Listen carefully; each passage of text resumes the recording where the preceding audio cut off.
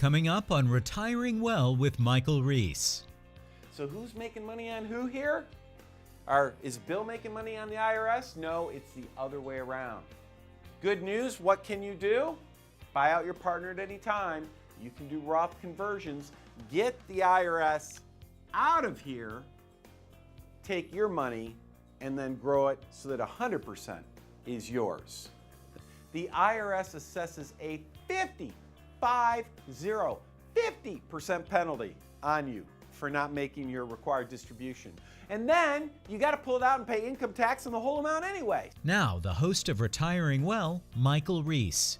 Welcome to the show today. We have 30 minutes of action-packed information specifically designed for you. Retiring Well starts right here, right now. Retiring Well with Michael Reese, helping you make smart decisions with your money so you can live a better life. Today is the day you can take back control of your money. Retiring Well with Michael Reese, where we believe your best is yet to come.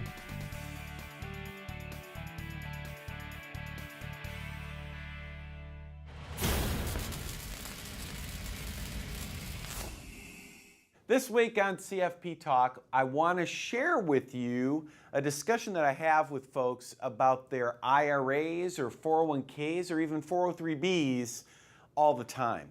You see, one of the biggest mistakes that people make with their tax planning has to do with their IRAs. So let's look at an example of what I'm talking about. Let's imagine that I'm talking to someone whose name is, let's call him Bill.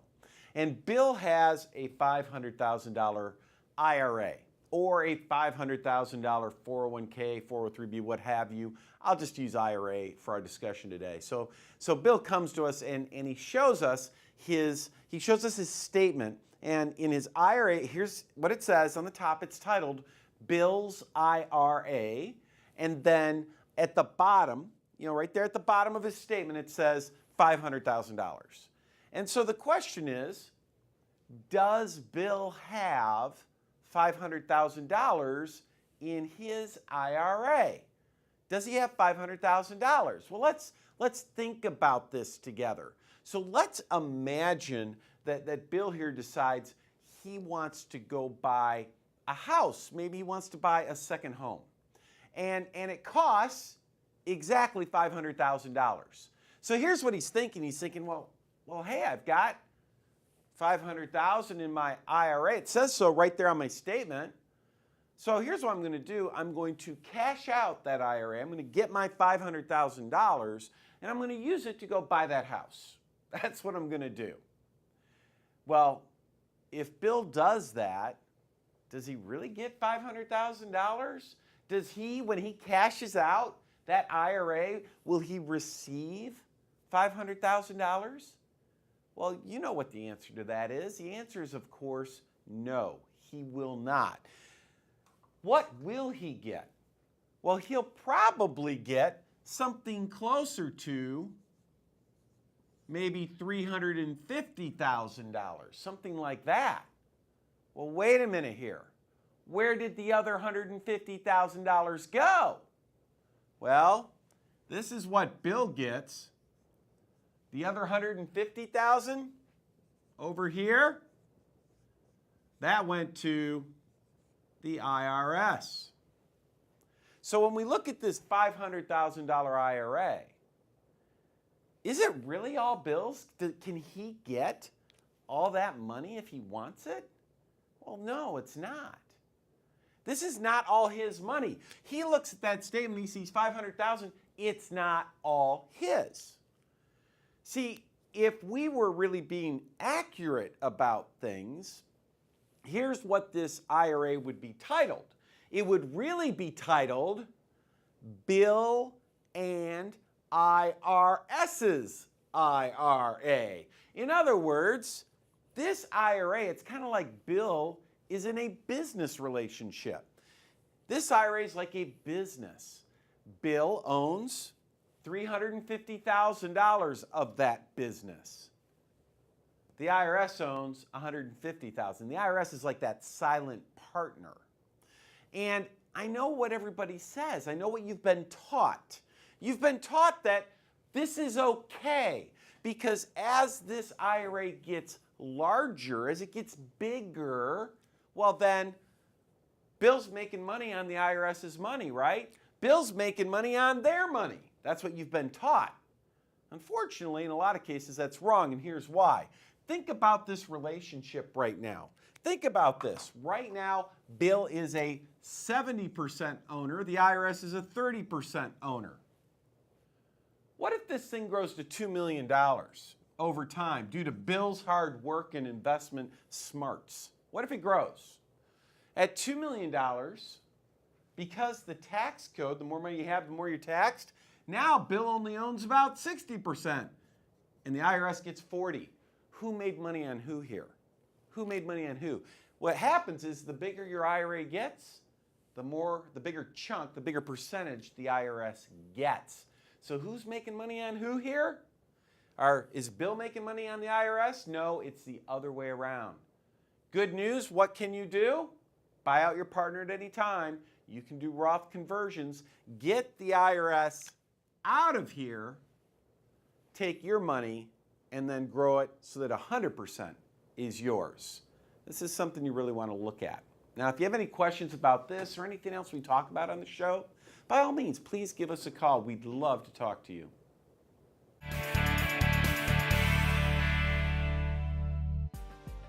Since 2000, we have seen the market drop to half its value a couple of times. We are now in the second largest bull run of all time. Is the bear poised to strike again? Many are speculating that it is, but we are not going to take that position. The truth is, no one can predict when because they always come unexpected. The key is being positioned to handle it no matter what happens. By objective, a mutual fund will hold the securities it said that they would hold in the prospectus. For example, a large cap mutual fund is going to hold large company stocks. If the market crashes like it did in 2008, then what does that large cap mutual fund do? Think about it. Will they go to cash? You will be hard-pressed to find a large cap mutual fund that did not go right down with the market. Don't be caught being passively invested like that. What you want is active management. You want someone managing the downside as well as the upside.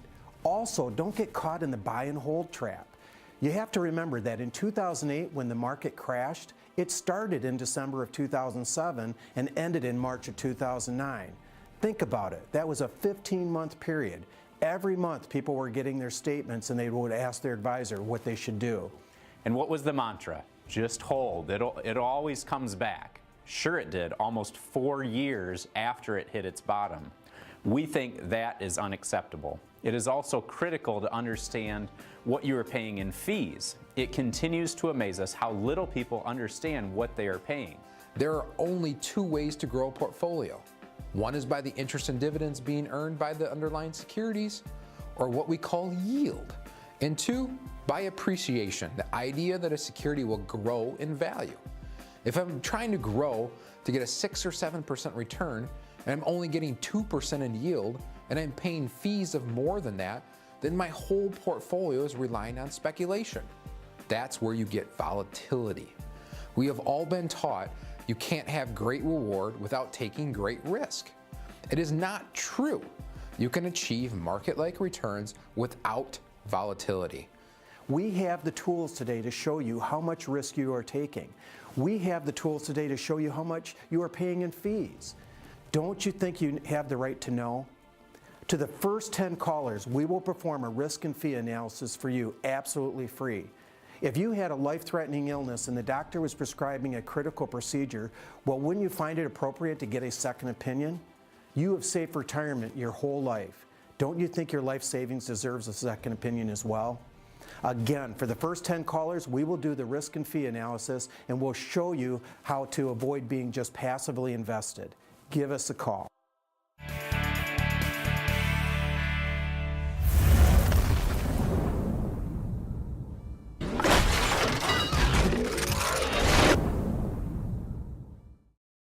Welcome to True or False with Mike. Mike, I've got a couple of great questions for you this week. Are you ready? I'm ready, Craig. Fire away. All right, first, true or false? Most retirees and pre-retirees know the fees they're paying for their investments. Oh, most know the fees? Is that what you're asking? All right. Obviously, that one is a big fat false, right? That is false as they come. It seems like almost nobody knows the fees that they're really paying. So, and folks, you're at home, you're watching this. I mean, think about it. Do you really know what you're paying in fees? I mean, every day people come in, they visit with us, and I'll bet, what percentage would you say people who even are close with what they're paying, if they had to guess? I would say a lot of people think they know what they're paying, but they don't actually know the full story. They think they know, but they don't know the whole story, right? So it's really common. They might come in and say, oh, I think I'm paying like 1% or something. I mean, we hear that a lot, right? But then, you do the research, and here's what happens. And here's what might be happening to you as well. Maybe you're in an account and you think you're paying 1% because that's what your advisor's charging you. That's what you see on the statement. Like a typical advisory fee is 1%. But then when you look at a list, here's a list of the different accounts that you have. You say, oh, look, I've got that mutual fund, this mutual fund, here's another mutual fund. Are those mutual funds free, Craig? No, there's more fees there, right? And here they are, they think they're paying 1%. At the end of the day, they're paying 2%, sometimes even 3%. That's crazy. And then if they have variable annuities on top of that, the fees can get to be outrageous. So do most people know what they're paying? No, obviously they don't. And folks, if you're at home watching, you want to know what you're paying, pick up the phone, call us here at the office. We'd be happy to sit down, run an analysis, and help you better understand the fees that you are paying your advisors. Very good. Next, most investors clearly understand the risk they have in their portfolios. So true or false, most understand the risk. All right, so I think we're going to have to nail that one as another false this week, right? We've got 2 falses this week, 2 are false. Yeah, most people think they're taking one level of risk and they're taking a different level. Now, would it be fair to say, though, that there are people that come in, they know they're taking a lot of risk, right? They come in, they say, look, I know I'm kind of taking on more risk than I should. Is that fair to say? Do we get people like that? Yep. And normally it's because they're thinking, well, what are the alternatives? Because historically what people would do is they'd put some money in stocks, some money in bonds. The idea would be maybe 50-50. But the problem is on the bond side, number one, because of interest rates, they're not paying anything. And number two, they all know that if interest rates rise, bond values fall. So they're thinking, why do I want to have half my money in something where I get paid nothing and I'm going to lose money over time? And that makes sense. So what have they done? They've kind of shifted their portfolios. They're buying more dividend-paying stocks instead of bonds. Or and by the way, folks, this may be happening to you. You might say, I got a 50-50 portfolio. I mean, I guess it was yesterday, we had someone come in, they had a 50-50 portfolio, half stocks, half bonds. You would think that they're, a little bit lower risk. But do you know that they were taking on as much risk as the market, as if they had 100% of their money in the market? They only had half their money in the market, but their portfolio, according to Morningstar, was taking on as much risk as the market. Now, why? Because the part that was in bonds, what happened? You know what bond fund managers are doing these days? They're saying, hey, we don't want to put our money and only earn 1 or 2%. Nobody will invest with us. So they're trying to get better returns. What do? Longer period bonds. They're going into junk bonds just to try to get better returns. But when you do longer period bonds and you're making them junk at the same time, it's like going in a stock. It has the same risk as a stock. So do most people know the risks they're taking? No, they don't. And folks, that's a problem. That can get you in retirement. So, I want you to call us because we can help you identify exactly where you are. That's great. And folks, remember, if you've got questions about the risk you're taking or the fees you're taking in your portfolio or a question on anything, always feel free to give us a call and we'll help get you figured out.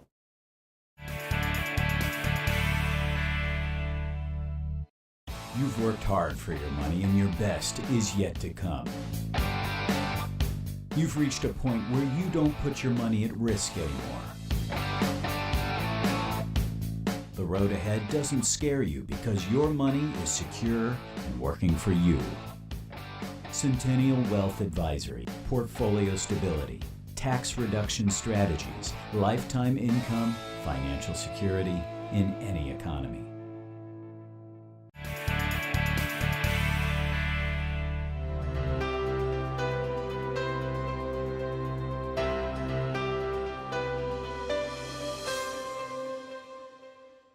This week in IRA Focus, we are diving into the 3 things that you need to know about required minimum distributions. So when it comes to your IRAs or your 401ks, 403bs, 457s, simple IRAs, SEP IRAs, all of these qualified retirement plans, they all have what are called required minimum distributions. That means that when you reach a certain point in life, you must start taking money out even if you don't want to. You have to do it anyway. So let's talk about the 3 things that you need to know about these distributions. All right, number 1, the first thing you need to know, when do they begin? They begin when you hit the year in which you hit age 70 and a half. So here's what that means. Let's imagine that you were born from January 1 to June 30. So you're born in the first half of the year. Well, when do you hit 70 and a half? Well, you hit 70 and a half in the same year that you turned 70. So if you turn 70 March 15, you hit 70 and a half September 15. So the year in which you turn 70 is the same year you hit 70 and a half. Your first required distribution happens in that year. But what if you are born in August or September or something? You're born in the second half of the year. Well, then your required minimum distribution, when you turn 70 and a half, well, you'll turn 70 and a half in the following calendar year. That means your first distribution will come out when you turn, the year in which you turn actually age 71. Why do they do it that way? I don't know. I think it's stupid. I mean, come on. Why don't they just say, look, you turned 70 this year, you got to take your first distribution. That would be simple. That would be easy. But remember, this is the IRS at work, and nothing comes simple in that way. All right, so number 1 was the year in which you turn 70 and a half, that's when you start taking distributions. What's rule number 2, or most important thing number 2 you need to know about these IRAs and required distributions? Well, here it is. Number 2, every year you have to pull money out, and every year you have to pull out a little bit higher percentage. So here's what's kind of interesting. The way the IRS does this, and they do it, of course, in the dumbest way. What they do is they say, once you hit age 70 and a half, each year you look up on this table, we give you a divisor. So the divisor, it starts out at 27.4. So what you do is you say, you take your, let's say you have 100,000 in your IRA, you take 100,000, you divide it by 27.4. Why do they do that? Why don't they just tell you, hey, you got to pull out about 3.5% this year? 3.5%, oh, I get it. That's about $3,500. I get it. No, I've got to divide. I don't know about you, but I remember when I was in school, long division, oh, I hated it. Well, that's what the IRS wants you to do. They want you to divide. Well, then it's 27.4. What about the next year? The next year, the number might be 26.5. And the next year, 25.6, and then 24.7, and 23.8, 22.9, 22, and so on. Every year, the divisor gets smaller. Well, what does that really mean? It simply means that the percentage that you pull out is getting bigger. So every year, you have to pull out typically more and more and more. So again, if you want it or not, doesn't matter. You got to pull it out. And that brings us to number 3. This third thing you need to know about required distributions. What if you're stubborn, right? What if you're a stubborn person? You say, okay, I've done the math. I've got to pull 30 grand out of my IRA this year. But you know what? You don't need the money. You don't need it. Or maybe you only need a little bit of it, but you don't even need the 30 grand.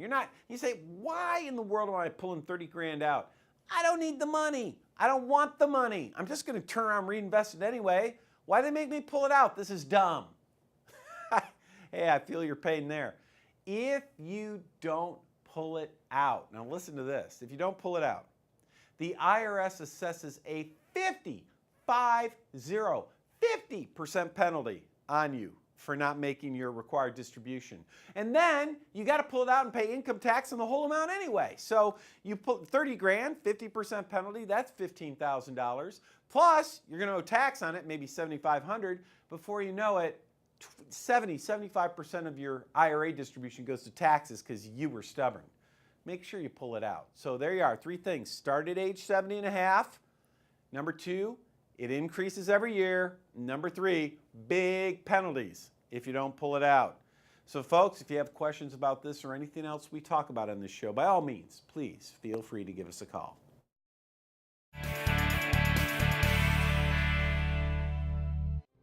Essential financial strategies for a comfortable retirement. Join the Centennial Wealth Advisory team for an informative and exciting presentation with complimentary gourmet dinner and learn how to protect your assets from market volatility, how to plan your retirement, the best ways to generate lifetime income, how to safeguard your assets from unnecessary taxation, the difference between retirement advisors and Wall Street advisors, why getting a second opinion may be your most important financial decision, and much more. Choose the date and location that works best for you. Thursday, January 12th at Otsego Club in Gaylord. Tuesday, January 31st at Boone's Long Lake Inn in Traverse City. Presentations start at 6 p.m. and are free to attend with a complimentary gourmet dinner to follow, but seating is limited and fills quickly.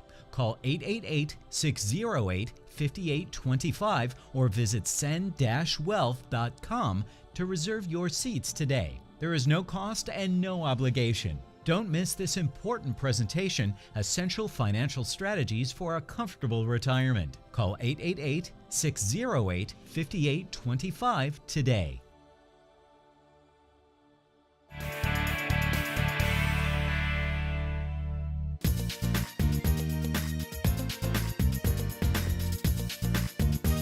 Welcome to Coffee Talk with Centennial Wealth Advisory. I'm Mark Canfield. I'm here with my colleagues John Torbett and Larry Flynn. And very often when we're in meetings with folks here in our office, they ask very common questions that we hear over and over again, and we thought it'd be nice to share those with you today. So the first up, we got a question here that gets asked quite often, I believe. Yep, I'm going to fire it back your way here, Art. Okay. I know there are some new rules associated with financial advisors having to meet some new fiduciary standard. Can you tell me what that is about, and are you one? Wow. Talk about a very complex question right now in the compliance world of investing. There's so many rule changes going on right now in the investment world, really trying to protect the investor. And all, I think, led with good intention for the most part. Making all investment advisors fiduciaries is the goal, meaning that you have to act in the client's best interest. Seems odd, doesn't it, that has to be made a rule. Centennial Wealth Advisory is a fiduciary and has been a fiduciary for some time now. So this rule change is really not anything too surprising really to us. But of course, with anything, there's going to be changes, and clients, you know, and people in the investment world, you're going to see those at some point or another come along where there's going to be additional paperwork. There may be some disclosures you're going to have to sign, and so on and so forth. Everybody's still kind of working through and wading through this Department of Labor's ruling to really get to the bottom of what all this means. You know, Larry, you've been in the investment world for a long time. You've seen some of these new rules come and go, and I think we were talking the other day. You said the best thing there's, you know, overall, is it really going to make a difference in what the way maybe a financial advisor makes a recommendation? You know, probably just another 20 pages of paperwork, right? Yeah, I mean, I hope it does. I mean, they've now made it the law that, you know, somebody has to, an advisor has to act in the best interest of the client, right? But, you know, it was kind of watered down in the sense that it didn't stop them from selling anything they wanted to sell. Mm-hmm. So, you know, they're going to still be able to sell anything they want. Now they just have to prove that that was in their best interest, right? They have to enter into a best interest contract with them. I just hope that contract doesn't look like a prospectus with a mutual fund where they're basically people are signing away all the disclosures because it was all in this fine print that they did not read. You know what I mean? So. And wasn't the statistic that you found on, I think TD Ameritrade did the study and found that, like, what, 5% of financial advisors fell under the fiduciary standard. So basically 5% fell under this fiduciary standard, which we're proud to say Centennial Wealth Advisory is part of that 5%. But that means 95% fell under the suitability standard, where they just had to recommend suitable investments for clients. So probably the good thing out of this that I think is going to come out is now at least the law that they have to act in the best interest. So you're probably going to see people have a lot more lawsuits where they find the advisor wasn't acting in their best interest. I mean, there's a little more teeth in it now that people can fall back on. right. Yeah. Well, let's ask a question here. I wish I'd have known about Roth IRAs sooner. So how can I get into them if I have everything in a traditional IRA right now, if I should get in at all? Yeah. People love Roth IRAs. I mean, when they can look at them and say this is a pot of money that tax has been paid on and it's grown tax deferred, and now when I take it out I don't have to pay any tax on it at all. I mean, wouldn't you want ideally everything in a Roth, right? So as soon as people hear about it, they think, all right, how can I get into them? Unfortunately, they've been probably part of a 401k their whole life, or been putting into their IRA, and now that pot of money they have is all taxable. So now they're saying, how can I get that from this pot to the other tax-free pot, right? Well, unfortunately, they can't necessarily contribute any longer to a Roth, especially if they're not working, right? If they are, they might want to start, or if they have a 401k that has a Roth option, you're finding people now starting to do more of that. But really, their only option is converting their IRA to a Roth, and that's a pretty tricky situation because now you got to pay tax on that, right? Right, and that's where annual tax planning needs to play a role in your overall retirement plan. I mean, you should be looking, not investments are obviously a very important piece, but the tax side of it is just as important, if not more important, especially when you're getting to that stage where, okay, now I'm getting to closer to retirement. How is this income going to look like for me in retirement, and evaluating what taxes you're paying today versus in the future, and then ultimately evaluating if Roth IRAs should play a role. It always makes me scratch my head when people are putting money in blindly and not looking ahead at the future, not doing tax planning, as you said, Right. John. Larry, with your tax experience, this idea that you were saving money, putting in an IRA, sounds great, right? But then when people get into retirement and they want to pull money out, they're not so happy about that great plan at that point. But so consider it, right? Look ahead, plan for that. Right. Yeah, I mean, the idea was we're going to save at this rate because we're in our working years, and then when we pull it out, we're going to be in retirement. We're going to be in this lower bracket, right? That's the idea. Typically, right, guys, we're finding 90% of the time clients are pretty much in the same tax bracket, same lifestyle. Really, all they did was kick the can down the road. So, Yeah. Well, thank you for joining us on another segment of Coffee Talk with Centennial Wealth Advisory. If you have any questions that are similar to this or are different that would help you, please give us a call at the number on the screen, and have a great day. Thanks everyone for watching the show today. Now, if you have any questions, feel free to call our office or visit our website. And remember, you only retire once, so let's get it right the first time. We'll see you next week.